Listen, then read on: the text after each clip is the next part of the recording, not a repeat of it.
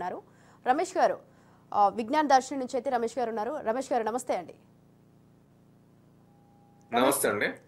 రమేష్ గారు చెప్పండి, మన టీవీ రావు గారు అంటున్నారు కోడి ముందా గుడ్డు ముందా అని అడిగితే మాత్రం తనైతే గుడ్డే ముందొచ్చింది, పక్షి నుంచి గుడ్డు ముందొచ్చింది అని అంటున్నారు. సో మీరేమంటారు దీనిపైన? వాస్తవం అండి. ఎందుకంటే మనం జీవ పరిణామాన్ని చూసినప్పుడు ఇది 350 నుంచి 380 కోట్ల సంవత్సరాల ఎవల్యూషన్ ప్రాసెస్. ఈ ఎవల్యూషన్ ప్రాసెస్ లో దాదాపు 300 కోట్ల సంవత్సరాల కాలం మొత్తం ఈ లైఫ్ ఎవల్యూషన్ ప్రాసెస్ అంతా కూడా వాటర్లోనే జరిగింది. నీటిలోనే ఇది జరిగింది. గత 50-80 కోట్ల సంవత్సరాలే భూమి మీదకి అంఫిబియన్స్ రావడం కానీ మిగతావన్నీ మనకి తర్వాత కాలంలోనే కనపడతాయి. అంటే ఎక్కువ కాలము మనకి వచ్చిన మార్పులు అన్నీ నీటిలో వచ్చినాయి, ఆ సముద్రాల్లో, అది ముఖ్యంగా జలచరాల్లో చేపలు ఇవన్నీ. సో ముందు ఒక జీవి తను 2 జీవులుగా విడిపోవడం నుంచి మొదలై ఆ తర్వాత ఎగ్ అంటే గుడ్లు పెట్టి పిల్లల్ని కనడము, ఆ గుడ్డుకి ఒక షెల్ రావడం, ఇలాంటివన్నీ ఆ తర్వాత కాలంలో వచ్చినాయి. మనం వాస్తవంగా చూస్తే మమెల్స్ కంటే ముందు లేదా బర్డ్స్, ఎయిర్స్ ఏదైతే అంటున్నామో వాటికంటే ముందు మనకి అంఫిబియన్స్, రెప్టైల్స్ కనబడతాయి. సో అంఫిబియన్స్, రెప్టైల్స్ లో కూడా మనకి ఎగ్స్ ఉండడం చూస్తాం. అంఫిబియన్స్ కి, రెప్టైల్స్ కి, ఇప్పుడు రెప్టైల్స్ కి మరియు సారీ ఆ విధంగా మధ్యలో మనం చివరి వచ్చేటప్పుడు ఈ క్రమంలో అన్నిట్లో కూడా మనకు గుడ్డు అనేది చాలా ముందు కనపడుతుంది. గుడ్డుకు సంబంధించిన గుడ్డు షెల్ ఉండాలన్నా, లేకపోతే ఆ గుడ్ షెల్ యొక్క ప్రోటీను, దానికి సంబంధించిన ఇతర అంశాలు ఇవన్నీ కూడా ఆ కోడి కంటే ముందు కూడా ఇవి ఉన్నాయి.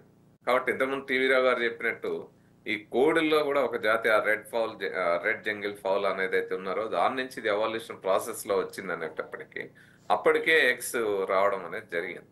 అయితే ఆ ఎగ్స్ ఈ పరిణామ క్రమంలో మనం గమనించినప్పుడు ముందు ఎగ్ వచ్చింది, ఆ తర్వాత చివరిలో మనకి చివరి దశలో అటు ఇటుగా కోడి కనపడుతుంది. సో ఇది ఇప్పటి వరకు మనకు అర్థమైనంత వరకు, మనకు తెలిసినంత వరకు, ఇంకా సైన్స్ లో రీసెర్చెస్ దీని మీద ఇంకా చాలా లోతుగా జరుగుతూ ఉన్నాయి.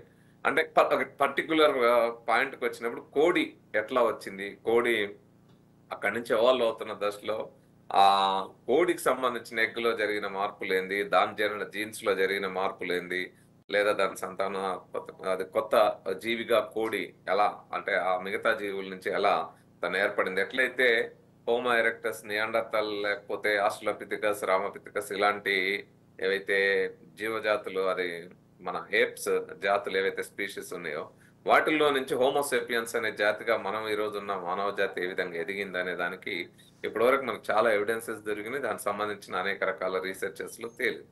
అట్లాగే కోళ్లలో కూడా ఏ జాతులు ఉన్నాయి, అవి ఎలా పరిణామం చెందుతూ ఇంకా ఈ నేడు మనము మన ప్రాంతంలో చూస్తున్న కోడిగా ఎదిగింది అనే దానికి ఇంకా రీసెర్చెస్ రావాలి. మొత్తం జీవ ప్రపంచంలో చూసుకున్నప్పుడు మాత్రం పరిణామ క్రమంలో చూసుకున్నప్పుడు మాత్రం లైఫ్ ఎవల్యూషన్ లో ఎగ్గే ముందుంది అనేది వాస్తవంగా మనం అందరం అదే అర్థం చేసుకోవచ్చు. అది ఎవల్యూషన్ ప్రాసెస్ లో కూడా నిరూపించబడిన ట్రూత్. రమేష్ గారు చెప్పండి, కోడి ముందా గుడ్డు ముందా అనే అంశం, ఈ అంశం అయితే మరి ఇప్పుడు వివాదాస్పదం అవ్వడానికి కారణం ఏంటంటారు? అంటే ప్రతిసారి ఒక ఏమంటాం చొప్పదండు ప్రశ్న లాగా ఒక ప్రశ్న వస్తుంటుంది, కోడి ముందా గుడ్డు ముందా, ఇది చెప్పలేరు కనుక్కోలేరు అని. అది వాస్తవమా కాదా, ఏది ముందు ఏమిటి అనే దానికి సంబంధించి ఇది వివాదాస్పదం అనేమో కొంతమంది అనుకుంటారు. కానీ వాస్తవం ఏంటిదో తెలుసుకోవాలి, వాస్తవానికి సంబంధించిన అంశాలు రీసెర్చ్ ఆధారంగా కనిపెట్టాలి, మనము ఇప్పుడున్న సైంటిఫిక్ వే మెథడ్లో కనిపెట్టాలి అని సైంటిస్టులు నిరంతరం పరిశోధన చేస్తూ ఉంటారు. అంటే సైంటిస్టులు వేసుకునే ఈ ప్రశ్న వాస్తవం ఏంటిది, సత్యాన్ని ఏంటిది అని తెలుసుకోవాలని కోసం జరిగే ఒక వైజ్ఞానిక పద్ధతిలో మెథడ్ ఆఫ్ సైన్స్ లో ఇది ఒక పద్ధతి, ప్రశ్నించడం. సో ఆ ప్రశ్నించే క్రమంలోనే ఇవన్నీ ప్రశ్నలు వస్తాయి. సో దాన్ని వెతుక్కోవడానికి అనేక రీసెర్చెస్ జరుగుతూ ఉన్నాయి, ప్రపంచవ్యాప్తంగా అనేక ల్యాబొరేటరీస్ లో జరుగుతూ ఉన్నాయి. ఈవెన్ మన సిసిఎంబి, హైదరాబాద్ నగరంలో ఉన్న సిసిఎంబిలో కూడా ఈ విధమైన రీసెర్చెస్ జరుగుతూ ఉన్నాయి. కాబట్టి ఇది వివాదాస్పదం అని నేనైతే అనుకోను. వాస్తవాలు తెలుసుకోవడానికి, సత్యాన్వేషణ కోసం సైంటిఫిక్ కమ్యూనిటీ చేస్తున్న ప్రయత్నాల్లో భాగంగా ఈ రీసెర్చెస్ అయితే జరుగుతుంటాయి.